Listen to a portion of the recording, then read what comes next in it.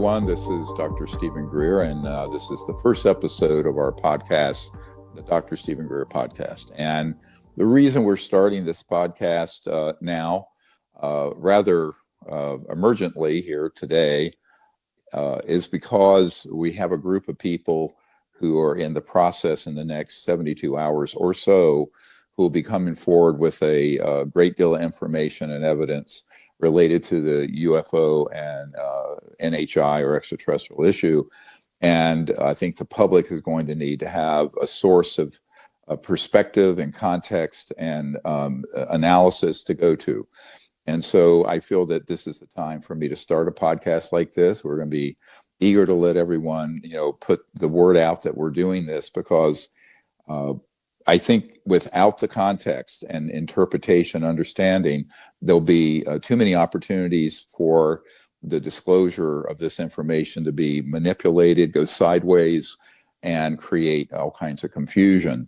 So I think when we do these, we're going to try to do them every week if possible. I'll be traveling a great deal with what's happening, but we have a portable setup here, and we'll just kind of do it on the road when I'm traveling. So we're going to keep all of you up to date, at least on a weekly basis, and maybe more than that if there are further breaking events. And one thing I'd like to ask everyone to do is to share the link to this podcast with everyone else and put it up on sites so it gets the widest information out.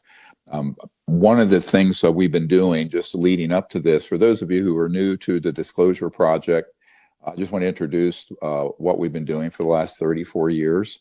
I was a young medical emergency and trauma doctor when I started this project, and it's evolved. And a little bit of background might be helpful for you guys. When I first started it, the intent was to initiate a program where humans would make contact with these civilizations that are non-human who are visiting here in a context of peace, and to advance the relationships between humans and these other life forms of what's now called NHI or non-human intelligence. Within about a year or two, I was approached by people in the intelligence community and the U.S. government about the problem, and some of them were hostile to what we were doing for reasons we'll unpack in subsequent episodes, and some were wanting to help. And so in the early years of the Clinton administration, I was asked to brief the incoming director of the CIA for President Bill Clinton, and that subsequently led to a number of things you're going to hear about with the initiatives that began then and are now, ironically, going full circle and culminating now this week and in the months to follow. So that is how I got involved with this. Eventually, it overtook my medical career. And those of you who've seen the documentaries Unacknowledged, Close Encounters of the Fifth Kind, the Lost Century, and others, and those are all available for free on various streaming sites for you to look at to get context. You'll know there's been a long trajectory of working on this, and I've been dealing with, most recently, Senate Intelligence and Armed Services Committee and key people in the U.S. government as well as foreign governments to prepare them for this disclosure that's now happening. The team that will be coming forward we'll get to in a moment. I just want to give everyone sort of a good background context of how we got from there to here. And so it's a big story, 34 years of work. Now, one thing all of you can go to is you go to dpiarchive.com, which has the entire Disclosure Project Intelligence Archive up there. It's 34 years of evidence material, hundreds of top secret whistleblowers. It gives you the location of 150 plus sites where UFO and UAP activity has been going. Some of them are key black sites that we've mapped, and all of that information is from some of the over 700 whistleblowers that I have debriefed over the years, and where we've gathered intelligence and information. So the Disclosure Project has become, ironically, the biggest repository of intelligence and information on this subject, and exceeds what the Senate Intelligence and key people in the Pentagon have who are not in those illegally run programs. want to emphasize that there are two governments dealing with this. There's the constitutional government. Most of the people in that government have no idea what's going on. And I can say that with authority because I'm one of the only people you'll ever meet who has briefed people at that level of government since 1993, when I briefed the incoming President Clinton's CI director. Then, the other part of it is in Congress, or most people in Congress, they know nothing about the subject, even if they're on key oversight committees. So this has been something that was a shock to me. It's going to be a shock to you. It's going to be a shock to the world and the American public to find out that the constitutional government in the United States since the late 1950s have been basically pushed aside and relegated to irrelevance, frankly, on this issue since the late Eisenhower years. And so this whole history we will unpack over a series of these episodes because it's very important to understand the context of how we got from there to here. But importantly, right now, the crisis of the moment is that there are a number of people coming forward from various black sites, which are highly classified, illegally run operations in intelligence, military, and corporate programs. And those guys that I've been meeting with for about almost 2 years now, 20 months, have decided to come forward publicly, identify themselves, and in a controlled release begin to give the information to the American people and the U.S. government. So this is a very complex program. It's now coming to a sort of a crescendo, and this is why I think we need to be talking with each other every week or so. So let's go to the first question, which is going to be about human technology. What is the real capacity of human technology? Right. Well, here, the biggest part of this story isn't the extraterrestrial part of it, ironically. That's secondary. And in fact, people who have been in these covert programs that are very disinformation oriented have wanted the public to believe we're not alone, but that there's a threat from outer space.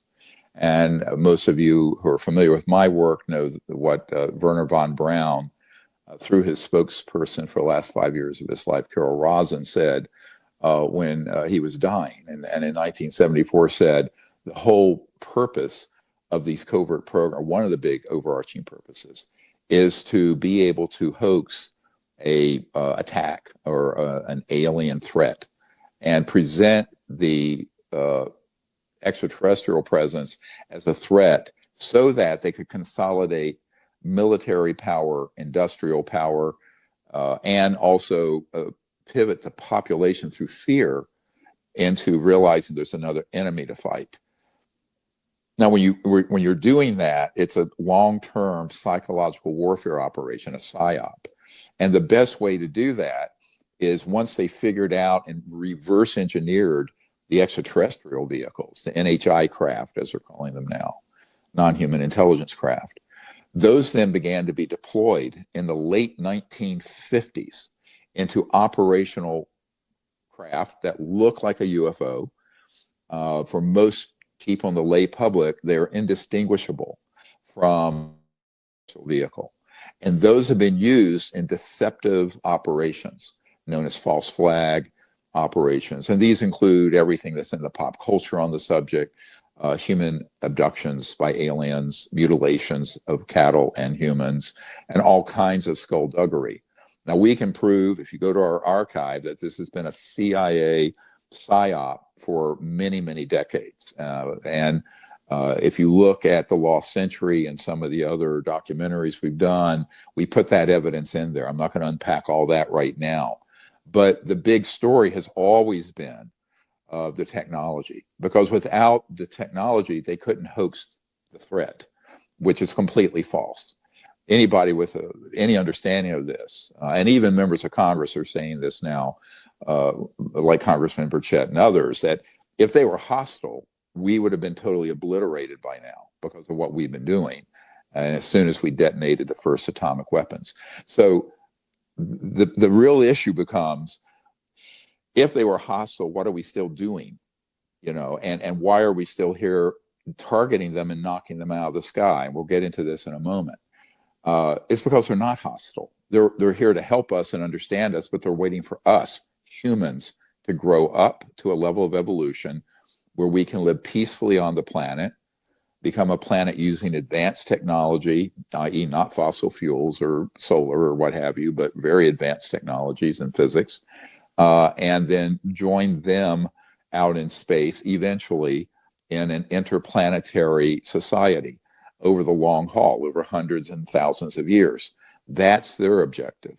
Now, the objective of covert programs has been to attack these objects, seize them, study how they work, what's called reverse engineering, where you take something and you take it apart and you study it and study it and study it, figure out how it works, and then rebuild it to the best of your ability. Those reverse engineering programs started in the 1940s, and they hit really major pay dirt, let's say, results in October of 1954 when they mastered gravity control. We have that information from the top scientists at the Naval Research Labs, the biggest Department of Defense labs in the world, who saw that document in, quote, the vault some years ago in the 1990s and informed us about that. So I think most of the problems we're going to run into with disclosure is that neither the president nor the Congress nor the general public and media understand what the technologies are that have been figured out already that can be used in deceptive and, malicious ways. So I think this is why we have to have this conversation now, because those systems, not only have they already been used to create the specter of a danger from outer space, and never mind Hollywood and the media and everything ufological being very terrifying to the general public. But I think that with this coming out, there's a big risk that they will start hitting buttons to make more and more false flag operations happen. And the only way they can get away with that is by the populace and our leaders being tricked. And the only way you can prevent people from being tricked is having the knowledge, the facts of what we actually have. So that's what I want to talk about for just a moment. Now, imagine this, just put this in your paradigm. The week that the head of the Lockheed Skunk Works, the fabled director of that, Ben Rich, was passing away, he told a member of our team and a friend of mine, James Goodall, a very well-known aerospace historian, that we had figured all this out. And this is now 1995, so this is 30 years ago. And he says, anything you can imagine and anything you've seen on Star Trek, we already have, and it's not at Area 51, it's out there in the desert with the Lockheed Skunk Works. Now, I've been at that facility, and I've been there in the last 15 months. So what he was saying was that we have figured this out, but the folks who have, let's say, an overarching desire to control the population through fear, through endless war, through control of the energy sector, this is key, they don't want the full truth out, they want part of the truth out. And they want the part that redounds to their benefit, that serves their agenda. This is why in 1999, I wrote a paper, which you can see on our website, drstephengreer.com, that states that this is the disclosure that serves secrecy.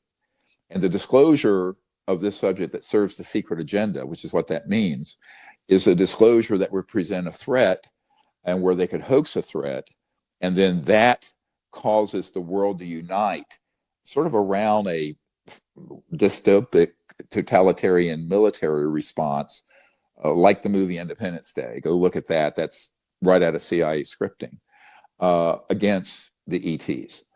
So now, how could they do that? They couldn't pull that off if they hadn't figured out how these objects work. I will tell you that from 1995 to now, the man-made craft, they're called ATs, advanced technology, or ARVs, alien reproduction vehicles. They're used interchangeably. The euphemism used actually in the aerospace industry is just AT, an advanced technology, which of course is vague deliberately. And those craft at this point or to even very trained eyes, virtually indistinguishable from an extraterrestrial vehicle or craft. So though that creates a big problem, because if we do not get those powerful interests under some kind of safe and peaceful control of those technologies, then those can be unleashed to stage, hoax, all kinds of problems on a number of fronts. So whatever you think, remember this, in context of the recent drone events, all kinds of events that have been happening, whatever you think humans have in these deep black programs, these illegal black programs, it's more and it's worse. Now, the good news, now let's talk about the other side of that coin. The good news is that this a controlled and safe release of that information and technology, which is the objective of this group of defectors and whistleblowers coming out in the next couple of days, is that we could transform the world economy and civilization to where we reach what's called a level 1 civilization that Michikaku talked about, where we're no longer damaging the environment. Within 20 years, there's no poverty on the planet. There's this big leap forward for all of humanity, not just the United States, but the United States would obviously lead that because we're the largest military and economic power on the planet. And it would also clean the environment. Visualize, if you will, like during COVID, when no one was going anywhere. And there were mountains in urban areas in the distance that you couldn't see for decades, and they were crystal clear because nobody was driving and there was no industrial output. But imagine full advanced technological civilization, but you have this wonderful technology that's pulling energy out of the fabric of the space around an object, what's called the quantum vacuum or 0-point energy field. And that technology is safely deployed to run the planet, to run your house, to run your car, to run African villages, to run villages in the rainforest in the Amazon so they don't have to cut down the forest to make charcoal to cook their food. This would be, within 20 years, the biggest advancement in human history, in known recorded human history. Way more. There's nothing that comes close. But that's why it's also secret. In other words, what I've been told by people in the national security apparatus who've been on the side of keeping this secret, and I've had many meetings like that, is that it's too good. And what that means is it's disruptive. You know, the internet was disruptive. Horse and buggies, were eliminated by cars and engines. Typewriters were replaced by keyboards and computer systems. There will be winners and there will be losers. But the real winner is all of humanity and the earth herself, because we'll have a sustainable civilization within our, well, I'm no just spring chicken, but perhaps even within my lifetime, where it won't even resemble the way the world is today. So it's a very forward-looking, positive event happening. But there are also these landmines out there. In other words, very powerful interests who don't want to have us go into that future could start disrupting that future. And this is why, in a moment, we'll talk about what else needs to be done by the president, the Congress, and the heads of states of other countries. And that's going to be a key part of what we'll be discussing over the coming weeks, months, and years on this podcast. Dr. Greer, you've talked about this transnational organization that controls this. Can you explain this to the audience and talk about the urgency to neutralize the capabilities of this organization? Because I think too many people think it's the government covering it up, and they don't have a clear idea of who is actually behind the cover-up. Yeah, that's a great question, Michael. And one of the thing that tilted my life's axis was December 13th, 1993, when I had a prolonged meeting with the director of the CIA for Bill Clinton, R. James Woolsey, a meeting he subsequently denied happening because, well, my commentary on that is you don't want to hear it. But, it's Washington, and it's lawyers and politicians and what have you. And everybody knows what that means. So, but as a consequence of that personally, what I realize is that the constitutional government of we the people, its president, most of its elected officials, except for a few devils that are in there who are on the payroll of this covert group, really know nothing about the subject. In fact, I would say that all of you who've seen the documentary Unacknowledged knows more than most of the members of Congress and most people in the White House on this subject. And that is a tragedy, and it's dangerous. So the organization that deals with this is not just U.S. It is actually a transnational criminal organization that's highly covert. And that is a fact. Not a conspiracy theory, is a fact, can be proven in any court of law. And I want to remind people, one of our early disclosure project witnesses who appeared at the National Press Club in 2001, almost 24 years ago, right before 9/11, is a man named Carl Wolf, who is since deceased. But he, in 1968, was at Langley Air Force Base at a national security agency compartmented operation, where they were analyzing the early digital images coming back from the moon, from the lunar orbiter that went around the moon to map it before we landed a year later in '69. And he was called in to repair some equipment in this compartmented operation. He walks in, and you look at his testimony. It's up on our archive, our website, dpiarchive.com. And he says it was like a United Nations. There was people from all over the world in there, China, other countries that you'd say, oh, those are our enemies. No, they were in a compartmented operation dealing with this. That was 1968. That was, how many years is that now? A long time. So, going on 60 years, 57 years ago almost. And so when you think about that, extrapolate that data point from that whistleblower, and I've heard this from many others. And what you have to realize is that the organization running this is not only U.S. It's dispersed around the world and is embedded. It's a bit like a metastatic cancer that's gone through the whole body politic of the world, and have enough technologies and power and money and influence to maintain a corrupt enterprise. So this is why no president or Congress has been able to get this under control up till now. And the good news is that there are a number of people in those operations who want to come out. They want to defect. But it's by no means over. And this is why another part of what we've been doing, and I mean, this is in this, well, it's a big tome, but this is the new briefing document for the incoming administration in Congress. And it's the biggest one I've done. I've done them since Clinton in the 90s. But in it, there are a series of executive orders and for the president and recommendations to the Congress. And also there are versions of this for other heads of state elsewhere that we're briefing.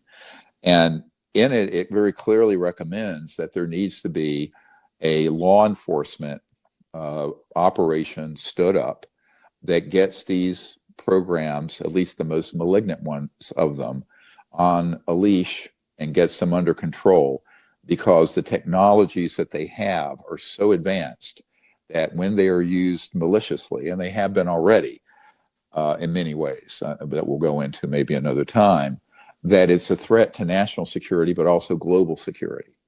And this is something that can't continue, because the technology arc from the 40s to now, it was gradual, and then it went like this. And it continues to go nonlinear, exponential. And this is not things that you're going to see, at MIT and Harvard. These are in covert programs, engineering and science programs that are deeply secretive. And those technologies, when they're used for good, could be of extraordinary value as a medical doctor, I know of ones that would be incredibly valuable for healing and for emergencies and for fixing very chronic problems as well as acute traumatic issues. But at the same time, those technologies have applications that would save the biosphere and eliminate poverty and pollution. But that same technology can be used as a weapon, right? So all technology is a double-edged sword. And what it is who is wielding it? Who is controlling how it's used? Who is determining? What is the consciousness and the motivations of the people who wield that technology, who have it?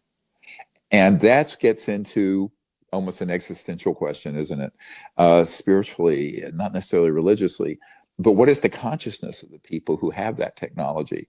Are they hell-bent on destruction and endless war? Or do they want a world of peace and of universal peace on earth and in the heavens? So this becomes really dispositive, a deterministic of how the outcome of this whole endeavor that's been going on for so long will turn out. And so what has to happen, though, we cannot whistle past this graveyard. So there is a separate team of people, and I've checked with them. I'm okay to say what I'm about to tell you. And what I'm about to tell you is it's explosive and sensitive, as if all of this isn't.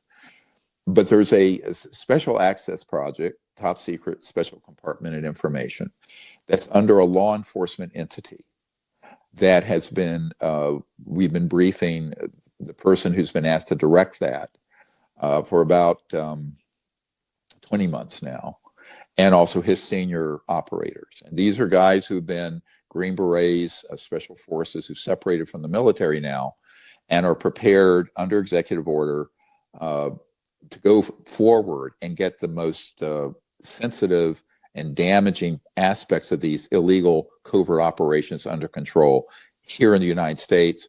They also have a plan to do it, what's called OCONUS, outside the continental United States. CONUS is continental United States. OCONUS is outside continental United States. So that they have been asked to do that, but they have not yet gotten the funding and the go to do it. Now, with what's coming out this week and in the subsequent weeks and months, because this is going to be a gradual release over the next few months, that urgently needs to happen. It absolutely, and this is in the executive orders for the incoming president, the current president, and the Congress. Ironically, if you go into our archive, you'll see those same recommendations were made to Bill Clinton 30 years ago. So, it's kind of, for me, we won't get in what it's been like for me, but a long, mind-blowing and frustrating and death-defying journey. But at this point, we're at this inflection point where all that can get resolved, because there are enough people. There's been a generational change. There are enough people in the mid to upper levels of these covert programs that want out. They want it to, let's call it they're calling these legacy programs, the old operations from the 40s till now. They want out of that, and they want a pathway out. And this is why that operation, we're hoping, will not have the hardliners prevail, but will have the moderate and intelligent people who are looking forward in a positive way prevail. If that happens, it's a new world. And if it doesn't happen, it could be very dangerous. So the stakes here cannot be overstated. I'm not trying to be frightening to people, but it cannot be overstated. Now, the good news is that there is a kind of a critical mass of people coming forward who want to see that happen. The bad news is that the constitutional leaders who are elected and appointed don't have enough information, and they don't have enough detail to make these assessments. We're offering to do that and help them with this. It's also why this team of guys who are defecting, who dealt with this very up front, and at a high level. The lead guy I've been dealing with has been involved since 1995, almost 30 years as a young special forces guy, and now he's high up in there. So we're wanting to help the governments here and around the world come together and figure out a path forward that is peaceful and is a transformation rather than a conflict. So that's our objective. And by the way, this is why if you go all the way back to the Clinton era, I had recommended a period of amnesty for people who've been involved in these programs. And even though there have been some horrific things done, kidnappings, murder, torture, embezzlement of, in the aggregate, probably trillions of dollars of federal monies, et cetera, and so on, that if people come forward and they actually come clean and agree to make a new chapter happen that's a beautiful development for humanity, that they have amnesty extended to them. Now, those of you who have followed the minutia of this, you know, about a year ago in late December of 2023, the National Defense Authorization Act, which had a provision for safe harbor, which is amnesty for these kinds of figures, was passed unanimously by the Senate the day after our June or early July, no, it was June 2023 National Press Club event. They passed that, and I had helped people there that I was working with put the right language in that Senate amendment to the Defense Authorization Act, and that got passed overwhelmingly by the Senate, but it was ripped apart in the House of Representatives by just a handful of bad actors who I'm pretty certain are on in the back pocket of these legacy, covert, and rather disturbing programs. We know who they are, and we're watching that very carefully. But that means that at this point, you're going to need to revisit that in the Congress and also in the White House, because this can be extended through the Department of Justice through immunities and other mechanisms in the executive branch, and it can also be done by revisiting this in the Congress, which I've been told in meetings with folks attached to the senior folks attached to the Senate Intelligence Committee are part of that operation, that they are going to pursue that again. But the reason that's important is that, you know, an eye for an eye leaves the whole world blind. What we all want, including my friends who are coming forward, they're like brothers in arms, as it were, coming forward with all this information. We really want this to be a positive, transformative event and not a conflict. And that is very well within the possibility now. But there are certain things that we, the people, need to ask our government to do, whether it's Congress or the president. And there's a new president. By the way, I am not a partisan. I have dealt with every administration and both sides of the aisle since 1992 and 93. So just to be clear, this project is it's global and it's nonpartisan.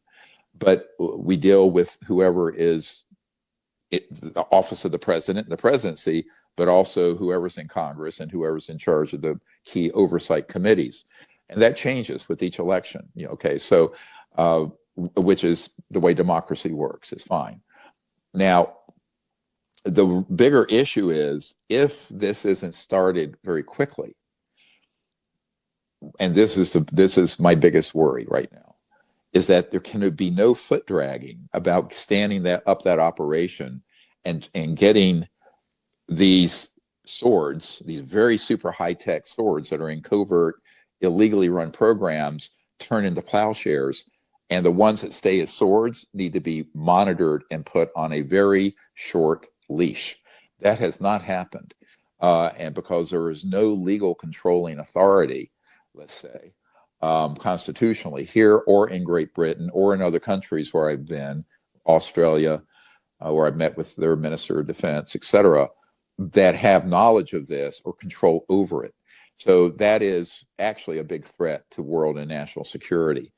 The biggest part of the threat is that we continue to use very advanced directional energy weapons, electromagnetic pulse weapons like you have from an atomic bomb that are turned into a signal that has embedded within a scalar, what Tesla call a scalar signal, which is faster than the speed of light.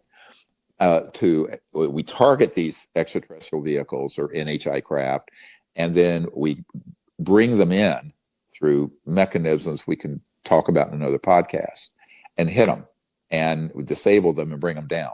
Sometimes they're brought down intact. Sometimes they're blown to smithereens.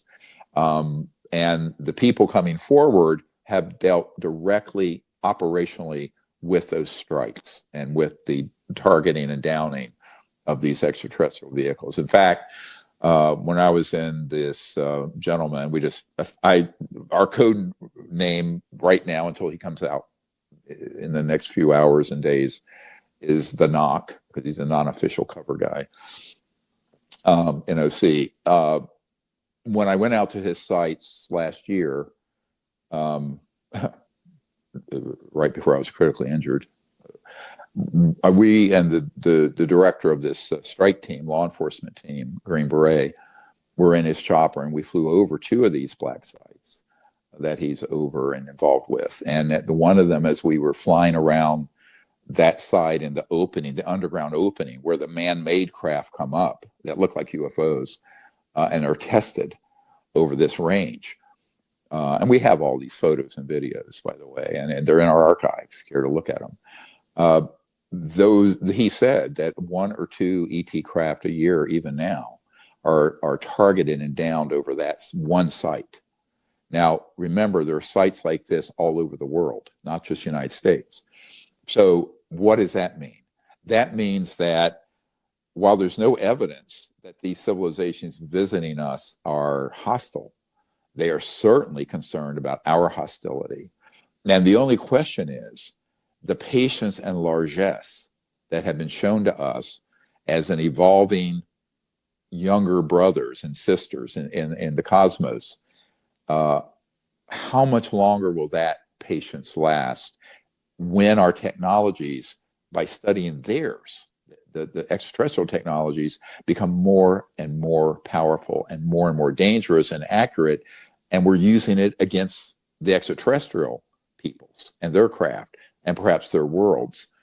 So I think this gets into a bigger national security and global security issue, is that we're going to have to come together as a whole world and have a global treaty to keep these weapons and these technologies free of weapons against each other and against in space. And we cannot put any of these weapons or allow any of them in space that are being used this way, either against each other or against these civilizations.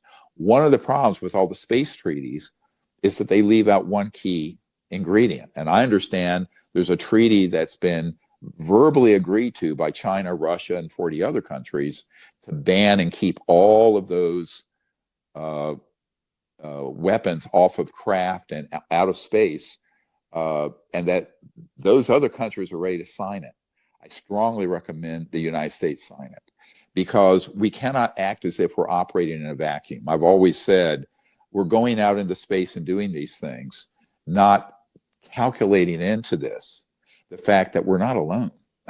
And the idea people just sort of think, well, we're the only game in town in the whole cosmos. Well, we're not. And we're sort of the younger brothers and sisters coming along technologically, but we cannot allow an unappointed, unsupervised, illegal operation to continue to endanger the Earth and engage in these kinds of ridiculous operations. So that requires us beginning to think through what is the global response, both in terms of us working together as humans and humanity, but also what is our response to these visitors. So in 1990, 35 years ago, I started a program called Close Encounters of the Fifth Kind. You can look at the movie by the same title. It's for free to see on a number of sites, but you can see it on our YouTube channel, I believe. Is that right? Not yet. Well, you will be. The point is that movie describes the program of humans coming together as sort of citizens, ambassadors, making peaceful contact. Now, the guys that are coming forward from these covert programs, they really love that idea. And they love the idea that we take and pivot away from a confrontational stance to a peaceful dialogue and open, peaceful contact, and that we go from using these amazing technologies in a way that harms and kills, however covertly, to something that would generate, quote, free energy for the earth and heal the earth and the environment and eliminate poverty globally, and would be this great tide that would lift all of humanity up out of the condition we're in now. Because as you know from looking at the Lost Century, and I believe you can see that on Tubi and some other streaming places, it describes that we've lost 100 years of human evolution due to the sequestering and the secrecy of these advanced technologies, all the way back to the time of Nikola Tesla. So we need to play about 100 years catch up here. And we also need to do it on other levels in terms of human consciousness and our social evolution, so that we're no longer having to view everything we don't understand as an enemy to shoot at. And unfortunately, that is a fact. I remember sitting, and excuse my language here, but in Senator Barry Goldwater's living room back in the 90s. And he was the senior Arizona senator who ran against Lyndon Johnson in 1964 for president and was a very conservative Republican. And he knew of this subject just through contacts in the military, but he never had been read into it, even as a presidential candidate for the Republicans or as chairman of different committees over the years and a ranking member. He's a very senior senator. And he said he had been denied access to any of these programs. And when he asked about them, was actually threatened by a close friend of his, General Curtis LeMay, who had been chief of staff of the Air Force. And he was told, General LeMay said to Senator Goldwater, I don't even have access to those programs anymore. But, and you can't. And if you ask me about it again, I'll see you're court-martialed out of the Air Force Reserve, because Senator Goldwater was in the Air Force Reserve. But one of the conclusions that Senator Goldwater reached, he said, and this was back about 30 years ago, sitting at his home out in Scottsdale, Paradise Valley, that area. And he says, it was a goddamn mistake then. It's a goddamn mistake now that this was ever kept secret. So now, saying it ain't making it so. So I said, well, Senator, I absolutely agree with you, but what are we going to do about it? So that is, the evolution of this has been that once you start on a path, this secret, and then it diverts off of constitutional oversight, which is what happened. This group did this in the late 1950s, and it's been like that ever since. Then how do you fix that without it being absolutely scandalous and difficult? And so there's an inertia. Most people, when they realize what the truth is about this, they go, let's just leave this alone. Let's not shake the boat here, rock it too much. But now we've reached a point, environmentally, geopolitically, but also the threat of these technologies in the hands of the wrong people getting used more and more and more in an aggressive way, and in a way that could harm the interests of all of humanity. So I think there's a big wave of change happening. And I'll never forget, I think it was last year, or about a year and a half ago or so, and a gentleman who works with this covert group that's coming forward and defecting, he was driving me from one place to another in Southern California. And when he dropped me off at a place where I was going to stay, he turned to me, and it was very emotional. There was a special forces guy. He said, Dr. Greer, thank you for what you're doing for those of us stuck on the other side. What do you mean? He meant stuck in these illegal programs, but they want out. And they got in those programs not knowing that they were illegal. So let me frame this for people a little bit. Everyone says, well, the government's hiding this and that. Well, the government, like I said, knows very little about this matter because it's so compartmented, but it's compartmented under an illegal operation or a deep black program. The other part of it is that so many of the people in those programs are really genuinely patriotic, and they're genuinely courageous, wonderful people. But by the time they realized, and you have to get very high up in the program, very high up, to realize it's being run unconstitutionally and illegally, they're in there and they're had. It's like, they're made men, and there's not a path out for them without literally risking their lives. I'll just put that on the table. So we're trying to create a path out that's safe, that can transition out, but it's fraught. It is very dangerous. And they know that. And these are conversations I have privately with all of these people who are in that situation. But keep in mind, they're wonderful people. They're courageous. They're the best and the brightest. They really are. And they want to do the right thing now. And so I think we, the public, have to understand that. We have to not paint everyone involved with these programs with the same brush, because many, many, many of them are actually victims of having been in service or in a corporation, and they move up through the system. They're tested as to whether they'll keep secrets. And then they move into something that is very advanced technology, advanced operations, dealing with non-human craft and all of this, UFOs, UAPs. And even then, initially, they think, well, the president knows, the Congress knows, it's classified, but it's under the correct oversight. Now, it's very difficult when they realize, oh my God, I'm inside a criminal operation, a criminal organization. Because how do you get out and live to tell the tale? Because they do face the potential of what are called wet works, or targeted assassinations and killings. So, which of course we all do, me, myself included. But I think that, at this point, there's enough wanting to do this, and there's enough support for it within, let's say, covert structures that are wanting to pivot away from those, what are being called legacy, the old guard, into this new era. And we need to be kind and supportive and understanding to people who, by no fault of their own, found themselves trapped in a system, and they didn't know that they were in a program that was not legal. How would they? I mean, because if you understand the nature of a compartmented operation, you don't know if you're in one compartment and your best friend is in another. No one discloses it, and it's hermetically sealed, like a silo that's separate.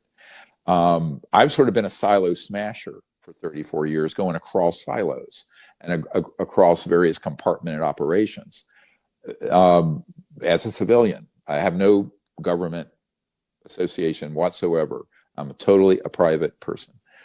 But at the same time, because of that compartmentalization, they're not at a level where they know who the leadership and what's being done, who's being lied to in Congress or in the White House, what kind of machinations are going on at that very high level.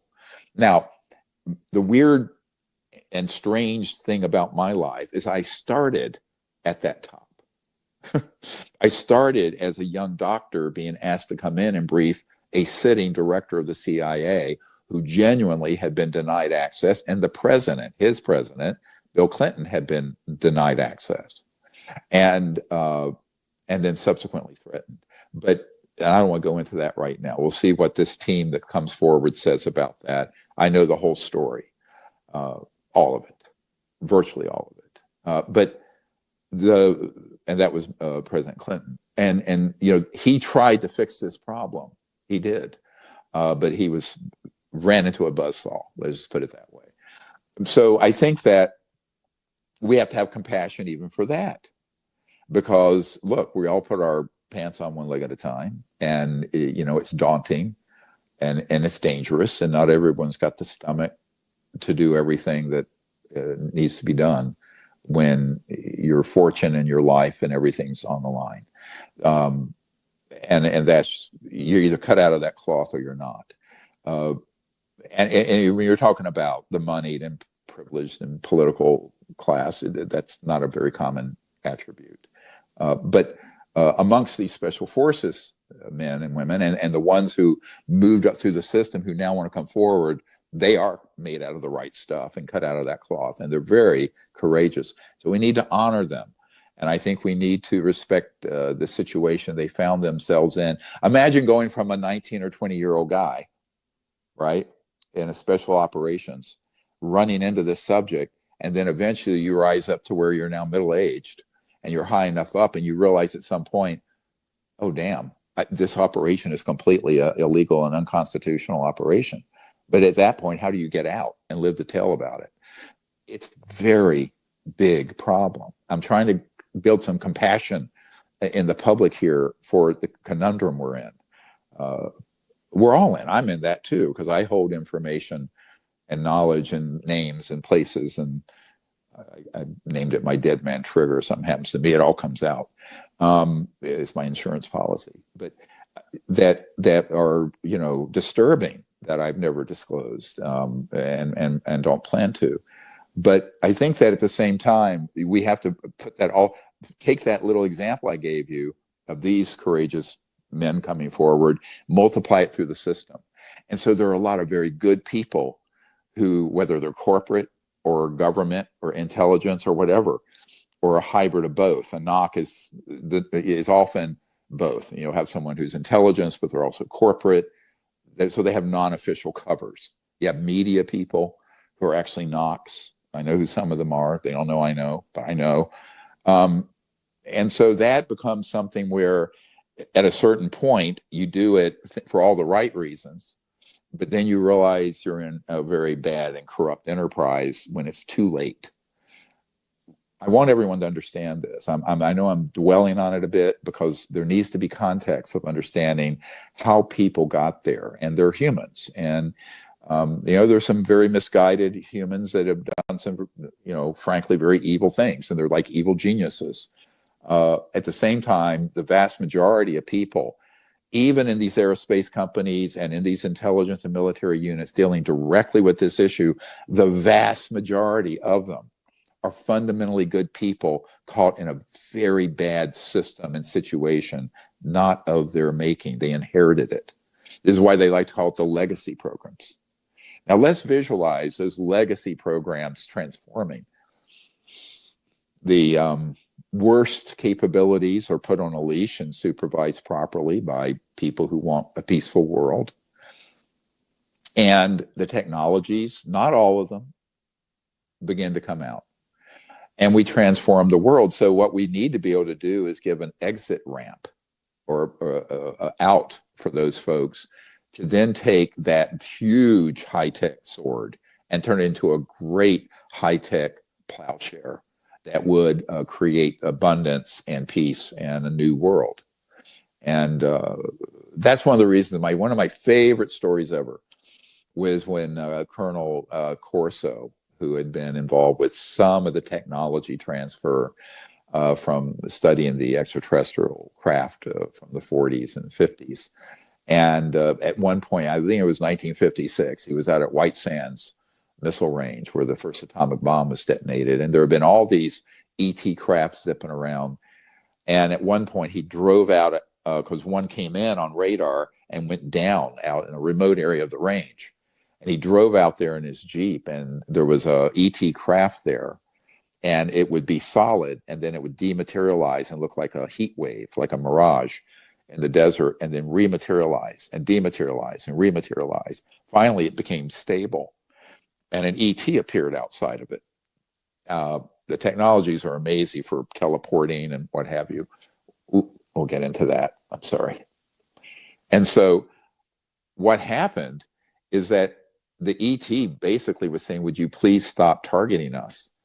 Because they were using the radar that had within it piggyback. This is what happened at Roswell, by the way, a early directional energy weapon that would hit these objects and they'd crash. I mean, there's this myth that somehow these ET objects go through interstellar space and interdimensional space and then can't navigate a thunderstorm in New Mexico. Well, this is ludicrous. They're targeted and have been ever since the 40s. And I know how they're doing it. I know what the technologies are. But In this case, the ET said, would you please stop doing? And Colonel Corso, being a brash young Air Force guy, Colonel goes, "What's in it for me?" And the ET says, "A new world, if you can take it." So I sort of feel like we're at this point in 2025 where we really have it's a fork in the road. Do we want to take that new world, or do we want to stay on the path we're on now that is going to lead to more and more environmental destruction and worse? So I think that this is the point where we together, all of us, I'm sitting in my living room, my little fireside chat, where there's no fire, but maybe someday we'll have a fire, and say, what are we going to do now? We need to enter into this new phase of human history, and now all the elements are in place to do it. It just needs to be a peaceful transition and transformation. And I will tell you, having spoken very recently with the NOC, who's coming forward, that is his aspiration. And he's doing this for all the good, best reasons. How concerned should we be about media control and tech censorship? It's funny, I think I offended a reporter with the New York Post last week, because everyone always pivots to, how could this be kept secret? I said, well, it's been kept secret because the legacy media and the big media and a lot of the big podcasts, I won't name any right now, they answer to their moneyed masters, right? So let's say that you're someone who's a reporter, and you come across this, and you're either threatened or you're bribed, and you're going to take what? You're going to risk your life, or you're going to risk your position in that news entity, or you're going to agree to be sort of an agent to either kill the story or what have you. So through intimidation and corruption, the mainstream media has never covered this. And I think the other part of it is that reporters, I've been dealing with the media, like I was on Larry King Live's special back in 1994, over 30 years ago. They want very simple narratives. They want very teleologic, straight line stories. And this one isn't. This is unbelievably complex, Byzantine, nuanced, and it takes a lot of time and a lot of patience and a lot of research to unpack it. So it doesn't lend itself to the soundbite and sort of headline thing. It would take the best investigative reporting team in the world to unpack 1% of this, to be honest with you. And that has never happened. So, and when it has started to happen, they're threatened. Now, let me give you an example. People say, well, what do you mean? It's kind of abstract what I'm saying. Years ago, in the 1990s, I was at a place in New York where there were a bunch of, very senior New York socialites and people there. And I think the wife of the UN Secretary General was at that meeting, and some other people. And there was a guy named Bob Schwartz. And Robert Schwartz, who was on the board of Time Life, had been on the board of Time Life media network, which became AOL Time Warner and all that. And he had been very good friends with Mike Wallace at 60 Minutes, CBS.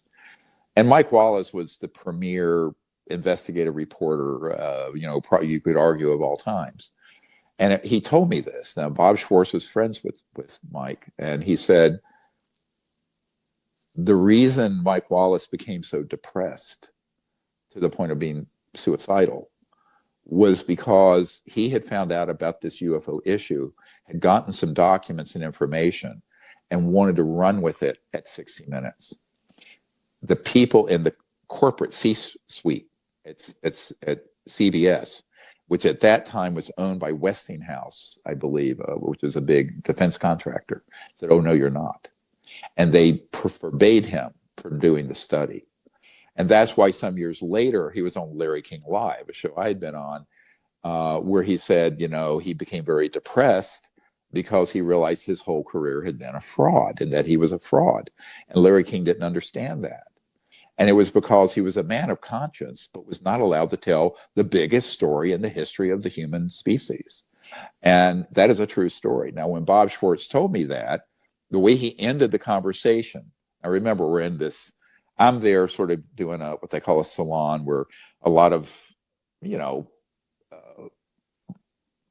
high level financial and social and political people gather, and someone comes into a dinner party at a home and shares what they know.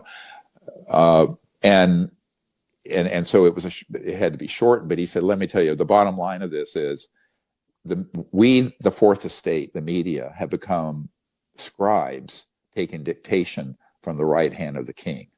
And the right hand of the king was this vast military industrial financial complex that Eisenhower warned about when he left office just before President Kennedy was sworn in. So he said, basically, on certain stories, there is no free press. And now this was a very senior media guy, and I'm very young. I mean, I'm in my 30s, I guess, or maybe I was not quite 40. And I'm there with this titan, corporate media, and he's explaining how this works. So now extrapolate that across the media spectrum. Even big podcasts that I know of, when they've wanted to have the whole story of this on, they say, well, if you want to get this huge amount from this network to have your podcast sponsored, you can't tell this story. You can tell part of it. You can tell the disinformation part of it. And by the way, if it's in the mainstream media, it is almost always a little bit of truth and 9 parts fiction or disinformation. Now, what's the point of the disinformation? It's to gaslight the political leaders as well as the public and the media about what the actual truth is. So they always want people, they will open the door to you if you're willing to say the UFOs are a threat to the national security and we need more money for the military industrial complex. Now, I'm making this very simple. But if your narrative turns that direction, every door opens. Why? Because the powers that be that control the big financial entities and the vertically and horizontally integrated media, that's the story they want to hear, right? That's the approved narrative. Now, if you have a narrative counter to that, they don't want to hear it. What is that? The saying by the famous feminist Gloria Steinem, the truth will set you free, but first it'll piss you off. So, so I think that's another part of this, is that I always flash on Jack Nicholson, A Few Good Men. You can't handle the truth. Everyone says they want to know the truth until they hear the truth, and then they go, I don't want to hear this anymore, right? So I think that's part of the problem. That's human nature. And I was warned in 1990 or 91 by a CIA operative who said, if you tell the truth about this, the truth is so bizarre. It's all true, but it will discredit itself. It'll discredit you and it'll discredit itself, because the truth is so outrageous of what's actually happened, what the technologies are, how we have hoaxed the alien threat through propaganda and psychological warfare operations, psyops. And this guy knew all that. And I thought, at the time, I thought he had lost his mind. I said, I don't know what he's talking about. I'm a young, emergency doctor. I'm going, yeah, whatever, bro. But then I learned over the years, it didn't take long, within 2 years, that the man, every word he said was true. So, that's kind of the way it happens. And it is sort of a future shock effect. This information coming out, it is a bit of a shock to the system, to the conventional people. I think we have to be compassionate with that too. And I've had to be very patient, whether it be with people in Congress or leaders around the world or military people, and give them the information that they're ready and able to digest and understand. Because you can't go from 1 and 1 is 2 learning math to quantitative analysis and calculus, advanced calculus. So it's a process, and that's why we need to start this. That's why I started all these documentary films, and thank all of you who've helped crowdfund them. We need to do another one, don't we, Michael? And we need to do one that really catches all this up now that this is coming forward and coming to a head. Well, I think we have to be very forward-looking, both in terms of the promise of this moment, but the risks. And the risks are the very powerful interests that don't want the full story out, that want us to take a aggressive, hostile stance towards non-human life and intelligence and what have you. They may not go quietly, right? And that is the risk here. The big risk is that they don't, and they're holding all the technological cards. Now, keep in mind. Now, let me, because I know we've been going on here for, I don't know, an hour or hour and a half. But I want to share this story because it's circulated all over the internet. I found it hilarious. It's called the Wilson Memo. You remember that, Michael, when all that happened? Back in oh, absolutely. It's been the subject of much obsession in the UFO community. So what really happened? Yeah, well, because I was the guy that instigated that. And back in 1997, April, we had done some closed meetings for members of Congress, off-site, not at the Congress, but at the Wesson in Georgetown. And there were a number of members of Congress there. And eventually what happened is when I was there, at that time, I was still living in North Carolina, working full-time as an emergency doctor and whatnot. I was asked to brief when I was going to be up there anyway, the head of intelligence for the Joint Chiefs of Staff, Admiral Tom Wilson, and is known as J2, head of intelligence Joint Staff. So prior to the brief meeting with him at the Pentagon, I had sent some information up through contacts, my POC, point of contact to him, that had some documents, a couple that had not been declassified, that because these programs are illegal, we have declared all those documents open source and all the whistleblower testimony open source. Just a little note here to whistleblowers listening. You're under no obligation from your non-disclosure agreements because you were signed it under an operation that was unconstitutional and illegal. Therefore, it has no force of law. That's the foundation of the Disclosure Project. Nobody quite understands this. The constitutional lawyers will, because that's how I came about this theory and ran it by some constitutional attorneys, both left and right, who said, yes, that's absolutely true. If the program itself is an illegal program, it can't then enforce national security law around it. So it's basically, they've outed themselves as an open source entity by going off the constitutional boundaries and operating illegally and lying to the president, lying to Congress. Anyway, so this gentleman had a keen interest in this issue. And so I gave Admiral Wilson in advance some materials. Through that and through him starting to know where to look, and this is what I've been doing with Senate Intelligence and Armed Services and other committees recently, he hit pay dirt. He contacted an office that was directly related to this.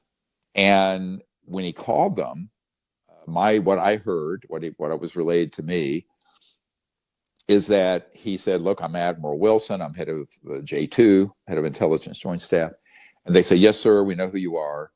And he says, well, I want to be read into, which is military speak for briefed on this subject, UFOs and UAPs. And back then it was just called UFOs. And he said, and they said, sir, you don't have a need to know. And he said, God damn it, how can I not have a need to know? I'm the head of intelligence for the Joint Chiefs of Staff. They said, sir, we will not discuss this with you. And they hung up, blocked him. As he began to push further, he was threatened, and he was threatened with being demoted. Take a star off your lapel. So when you retire, it's a big pay cut. So he backed off of it.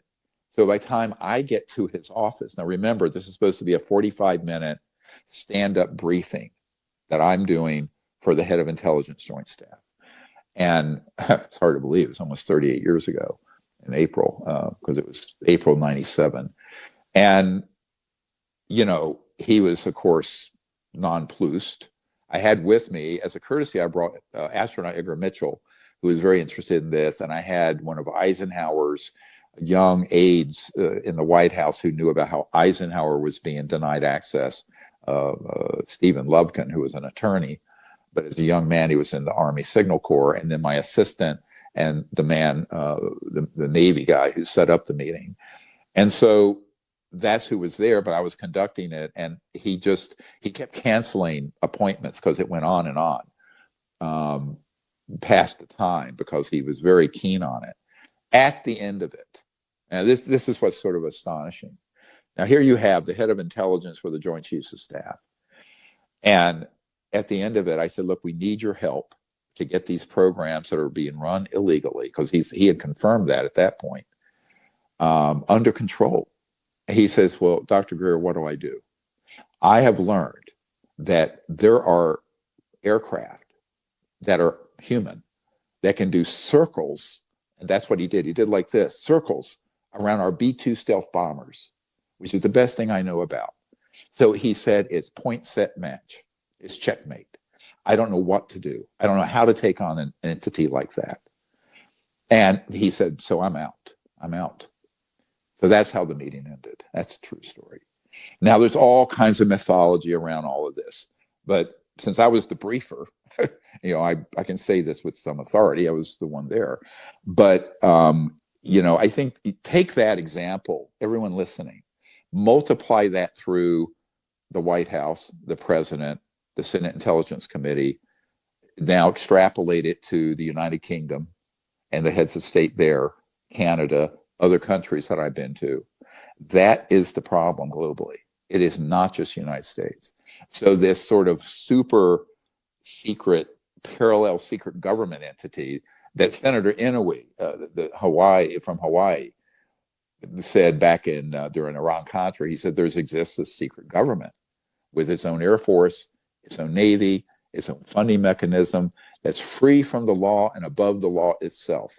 I'm almost quoting word for word. You can go look at this video. And that is 100% true. And he subsequently confirmed to a young intern who's now helped us as an attorney that was especially true on the UFO issue. So, and that was during Iran-Contra. I mean, that was what, in the 80s or something, 40 years ago. So I think that this is the problem. And I ran into the same thing with this wonderful, very interesting man who this was after I briefed Admiral Wilson, and he was the head of the Defense Intelligence Agency. So for those of you who don't know what that is, it's the top military intelligence agency in the Pentagon that's over all other military intelligence operations. So it's the military version of the director of the CIA. So this is a director of the Defense Intelligence Agency, and it was General Patrick Hughes, a 3-star general. And he asked the same thing as a couple of years later, and he asked me to come in and brief him in a briefing in his conference room at the Pentagon. And he had the same thing happen. He had been denied access. He had been blown off, ridiculed. Now, what's ironic, I had whistleblowers in the DIA working under him who were read into compartments, but that never made its way up to the top. There were gatekeepers that would block it so that the old man, as they called him, wouldn't know. Now, people say, well, how can that happen? Well, it's because the people in those compartments stay in those compartments, and the people who, if you know about this issue and you're at that level of government, it's because they know that you will play ball with the secrecy. That's your sole criteria. Will you go along with this rather criminal and frightening level of secrecy or not? If the answer is yes, they'll let you come up. So there have been some CI directors who've known about this, like George H.W. Bush and Bill Colby and Richard Helms. There are others who haven't. There have been some presidents who know a little bit, but had no control over it. Some who are told virtually nothing. There are some senators and members of the House who have been read in, others who haven't. The ones who have are the ones who are willing to go along with that agenda. And the ones who aren't, no matter how high your rank, doesn't matter how high, You can be the president of the United States. You're not going to be told the truth because they don't want you to know if you're not willing to go along with that agenda, the secret agenda. So that's just the truth. I'm telling you the full truth about how it works, the structure of that organization. Now, that dysfunction started in about 1957, 8, 9, late Eisenhower term. It has never been fixed. That's what we're in the process of repairing. It's fixing that big problem. Ironically, I was 3-4 years old when it happened. I was born in 1955, so I'll be 70 this year. And it's just one of these things where it's way dangerous, incredibly dangerous for something like that to remain operating out of control. And that is how you end up in the situation we're in now. So we're trying to find a path out.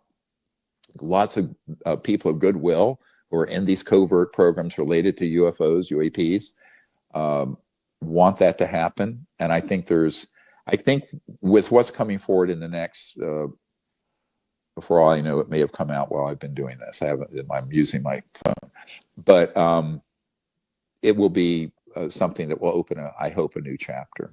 So that's where we are. On that note, to wrap up this first episode, what do you want us to keep in mind with these disclosures that are about to hit? I think part of what's going to happen is that there will be a lot of people, both in the UFO subculture, let's call it, as well as in covert programs, that are going to take it and spin it. That's what's always happened.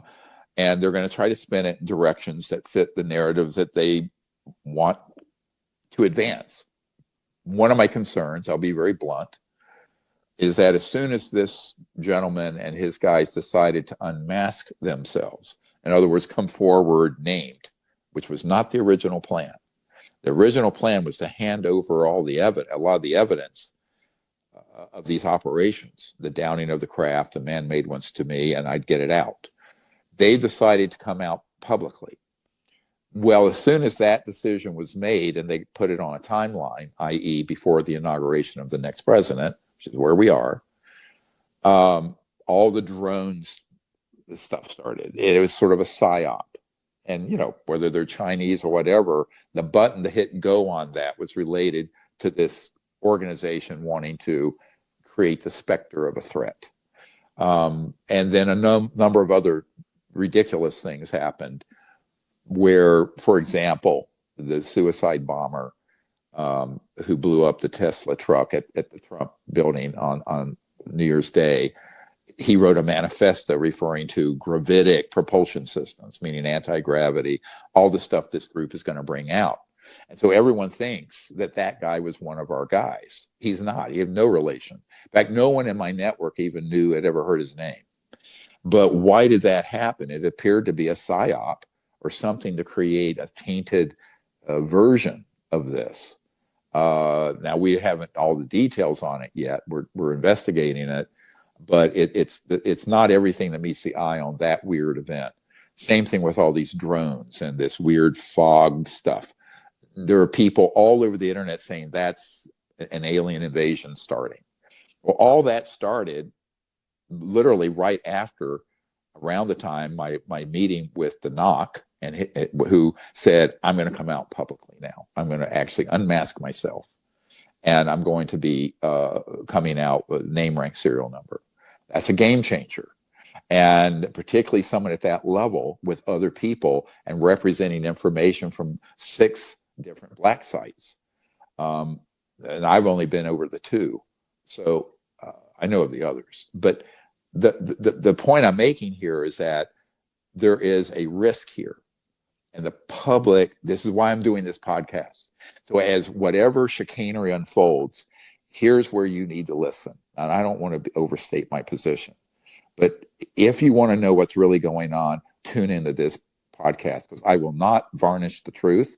It'll be the truth, the whole truth as I know it. It'll be direct. I am not a politician. I am not looking for a job. I am not looking for money, and I'm not looking for a political position. I'm going to tell you the truth no matter what. So this is why people need to understand that's my mission, that's my purpose. And I'm wired into enough of this, as you can tell by now, that I'll be able to speak with authority. So, but there will be a cacophony, a chorus, and chaotic attempts to do this. And then the other big risk is that what happened on New Year's Day with that Cybertruck explosion, or what's been happening with the drones, they could put that on steroids. They could launch that into even worse events, which we hope won't happen. But as an emergency doctor, here's the deal. You know, you have a multi-system trauma coming in, right? With 10 victims. You hope for the best, but you plan for the worst. You plan for absolutely the worst on all that. So my ethos here is to hope for the best, to be positive, but plan for the worst. And so I think that I'm going to be very vigilant to watch what's going on, what kind of spin is put on this by both the UFO subculture and the media, but what actions start to be taken by this corrupt organization, which is not yet under control. This is going to be, unfortunately, he may not know this yet, although I hope he does by now, that the incoming president's biggest task is going to be this. Much bigger than the Russia or China problem, by far, or the Mideast, by an orders of magnitude, couple of orders of magnitude. Now, that's not quite appreciated. I have met with some senior people in the incoming administration, and I'm not going to talk about those meetings. We've been doing it very intensively over the last couple of months, but it's a process, but that process needs to quicken and step up the pace, because the law enforcement end of this that has not yet been stood up and funded properly needs to get stood up on day one, which of course is Monday. But we'll see. I'm just hoping in the meanwhile that with enough of the information coming out, that it would become obvious to more and more people in the media and the public if some false flag operations continue. But I can tell you that the flurry of drone events and some of these other things that have happened are not a particularly good prognostic indicator, as we'd say in medicine, that organization is just going to go quietly. This is why I think that it would behoove the incoming president and Congress, as well as leaders elsewhere around the world, to come together and figure out a pathway out, including this amnesty concept, that people who need to come forward can do so safely without recriminations and liabilities. I will tell you that there's the former chairman of a Fortune 50 corporation who's reached out to me, but he's not only afraid of legal problems, but he's also afraid for the safety of his children and grandchildren. So physical safety. So there's a lot of mechanisms that need to be put in place that we've been advising literally since the Clinton administration. And I hope now that will come to fruition.